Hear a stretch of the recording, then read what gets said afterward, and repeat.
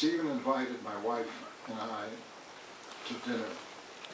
I saw him listen to the score of Schindler's List, which was coming from Lucasville in Northern California, read little outlines for Animaniacs, which was a animated series which he was doing with Warner Brothers. He was doing something in connection with Jurassic Park, I don't remember what it was, and he was preparing for Schindler's List while conducting a conversation with his dinner guests. And I admired this in one way, but in another way, it kind of scares me. Now, he can do it, but I don't know too many people that can do it. And I think, you know, I'm tying in your answer on 30 seconds to the person that asked a question about how much do you have to depict of the bad guys, or do you have to depict any of them? You know, we've made some films that are non-documentaries. We made a film that Costa Gavras made. I don't know if he's ever participated with you. If he hasn't, you should get him. He's a very smart man. And Z is a classic in the form. We made other films that were of that sort. And it occurs to me just pragmatically that the better films do give you a better, well-rounded characterization. That doesn't mean that you have to know everything, but I think that if you don't know anything, that sometimes depicts an example of something that's black and white or plastic. I don't think it's complete. So I disagree with you on that. I think, yes, please. And because Human Rights Watch was raised, and the fact that it's moved into the visual dimension of getting this information out, I cannot applaud that enough, because let me give you the example. We all regretted the loss of Alison Deforge, and that from Human Rights, yes, who's Human Rights Watch, who was the Africa desk. And she, with a team, went into Rwanda in '92, '93 to look into the mass atrocities that had already commenced during that civil war, and produced an extensive report that brought out a lot of the background information in regards to the potential of the peace agreement, or any peace agreement, going catastrophic there because of the frictions of those ethnicities and the unwillingness of power sharing by those in power. The report was published in August of '93. I went into Rwanda with a National Geographic map and a few notes from people who had sat in Arusha at the peace agreement in August of '93. I saw her report in September of '94. The problem was the report was not disseminated. It was passed on within the NGO community to that, but it wasn't passed on to the Department of Peacekeeping. It wasn't passed on to those who were writing policies or mandates and so on at the time as we were moving into Rwanda and actually trying to implement it. And so there's got to be other means than purely the written, of course, means, and leaping into the visual means is absolutely critical in the dissemination of this information for those who can find themselves caught up in that and may want to, in fact, be engaged in trying to change the situation before they even go catastrophic. Yes, because it's interesting, the 30 seconds on this issue, because it's about distribution, not just about producing the film. For instance, Romeo said, Hotel Rwanda is well known. Who of you saw one scene of the trials, the real trials about against the genociders? Who of you So, why not, and they'll film it, our channel will film it, why not produce each day 30 seconds and disseminate by Twitter? That would be much better than nothing. I like the idea to have, in addition, the list of Schindler. I love it. But in the meantime, we can do both. And that is for me the idea I'd like to discuss with you. But if you agree, can we invite, because as a result of the list of Schindler, was the Shoah Foundation was created, so maybe it's a good time. Yeah. No, you ask the question here. I will see you, so I like it. Is that the bench?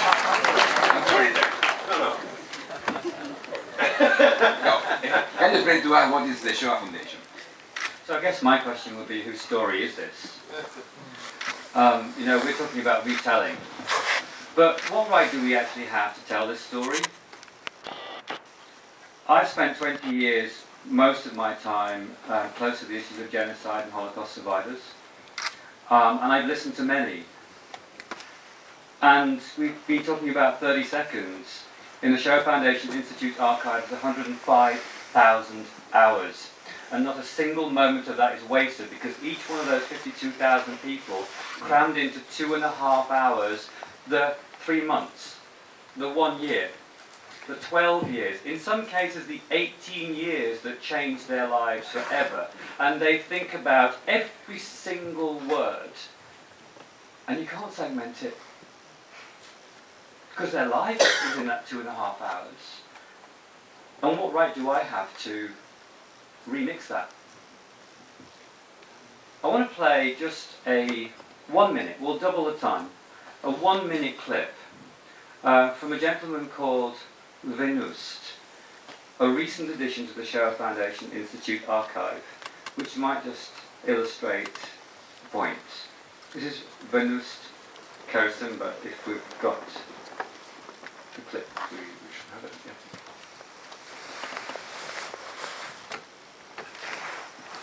Oh, it's 48. umwana ati ambwira papa amazi urumva inyota yari yamwishe umwana wawe utangiye kumenya kuvuga amazi inyota iranyishe umva interahamwe ati papa reka nyenzu amukubita icyuma inkota ayimukubita yinjira umwana icyo gihe mubwiriza ukuri nagiye kusa nkaho sara noneho ngo mufate ariko nari nipfishije. That's 48 seconds. That's good. They are very strong 30 seconds. Yeah. I guess probably for us at the Shoah Foundation Institute, tying in with these really important comments is how do we develop the literacy to be able to take that and to place it into a classroom, or to put it onto Twitter, or to publish it on Facebook in such a way that the audience will be ready to be able to hear that, understand what it means and make it a part of their life, because that's extremely difficult to process. And yet somewhere there is the heart of what we're talking about, because when we're talking about genocide, we're not talking about a phenomenon, we're talking about this gentleman's daughter. We have with us another guest this evening, Jean-Pierre, who's sitting over there, who is the head of the Survivors Association in Rwanda. He represents 300,000 people like Venust in Rwanda and their lives. And he's not gearing up for film right now. He's gearing up for what are we going to do for the next 30 years to assist these people with their the trauma that they have. And so what that does, that poses a responsibility back to us. If we take a story and we remix it, where does it go? Who has that? Well, once we've taken it and placed it out into the world, and what does that mean? What are the ethical implications of that for those who are on the other end of it? So on the other hand, we're faced with a real dilemma here. If we do tell the story, we may not be true to the experience, and if we don't tell the story, then there's another million of Venust waiting somewhere down the road. And so part of the thing that we're thinking through is how do we do that, and in particular in relation to our conversation this evening, how do we do that in real time, such that we're not filming 50 years after the event or 15 years after the event, but 5 years before the crisis breaks out, so that the voice of the victim becomes part of the solution and we just become the channel of that. I have a question for you. Can the students of this institution use your archive and present, choose another 30 seconds and present it or not? Can they Of go course, to your... that's what it's there for. That, Shoah Foundation. Can you explain the Shoah Foundation, the mechanism, then they can learn and they can use it? Yes, so actually you just need to go to usc.edu/VHI, which is the Visual History Institute. Any USC staff member, faculty or student who has an IP address here can get into the archive and use it. There is already a film competition which is a joint venture of the Shoah Foundation and the film school to make 10-minute shorts. And that's one way in which we've been addressing how we might do that on campus. But I think this question about how do we take content like that and really make it disseminatable in the context of a global problem is something which I think the rest of our panel can help us to think through, and you can help us think through, and we'd love to do that. Yeah. I mean, one of the issues as a writer-director that you face, and that we face when we're making Job 4 Now, is precisely this point of access. Because as an audience, as I'm sure you just felt and experienced, it's a shock to hear those stories and to experience and live through what that man just lived through, and to be able to situate an audience emotionally, so that they can identify with that person at the moment that this experience is delivered to them, and then carry through in some way to a point of taking action themselves, rather than simply being numbed and overwhelmed, is a real challenge. But I agree with you that finding an answer to that question is key, ultimately, to having cinema participate in a preventative rather than a post-fact descriptive account of these kinds of atrocities. On this note, can we invite Chidaya? Yes, I think it's a Because perfect... Chidaya, can you? Because You read my mind again. I'm sorry. Because Chidaya is a student from here, so he was a student here in the law school and in the film school, both. Actually, he was Jedediah Jenkins, ladies and gentlemen, has a title unlike anything I've ever heard. He's the director of ideology for Invisible Children, which is a documentary activist group based in San Diego, that was founded by 3 filmmakers, 2 of whom are graduates of the production program here at USC. Jedediah himself is an alum of USC. He studied creative writing with a minor in critical studies, and then went to Pepperdine to study law. And now you're one of the leaders of the team of Invisible Children. Explain to them what your group does, please, and if you care to show us an example of it, because it's right in the middle of these issues. Yeah, it's actually, when I got invited to speak at this, it really is, the exact topic of what we're discussing tonight is the sweet spot of what Invisible Children does, which is galvanize young people, particularly, to think globally about justice and then respond specifically towards the issue of the LRA, Joseph Kony, and the child soldiers in Central Africa under the control of Kony and his leadership. Who, Joseph Kony, if you don't know, was indicted by Mr. Ocampo, the first indictee by the International Criminal Court. So it's been this major push on our end from telling stories in a way to expand the empathic response. What Mr. Ocampo was saying before, which is so profound, is that distance and time separate us empathically. So of course, if your neighbor or your family member is injured, you care so much. If there's a crisis on the other side of the planet, it's hard to care. The power that you guys know as storytellers is that storytelling is the empathic nervous system spread around humanity. If you can, we can watch a movie about someone we've never met, starring someone we've never met, and we can literally weep.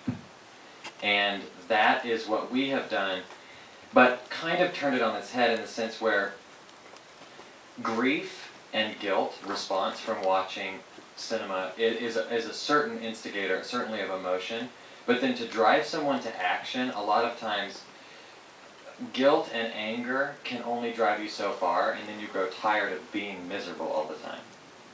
And so what we've decided to do very intentionally is that through our friendship with the victims of the LRA and how wonderful and delightful and funny and culturally similar they are to us at the core, we decided to highlight their joy and the magic of who they are and celebrate that and pursue that liberty over highlighting their sadness and victimization. And so what that did is actually tap into a nerve of young people who got more involved than ever before. So this clip is 4 minutes, but it really walks through, because if you saw the news 2 weeks ago, President Obama deployed 100 advisory troops to Central Africa to deal specifically with the issue of the LRA, which was a direct response to a bill that Invisible Children and our partners got passed. So this walks you through that, and it's pretty cool to see where we've come. And then I'll explain just a few comments more,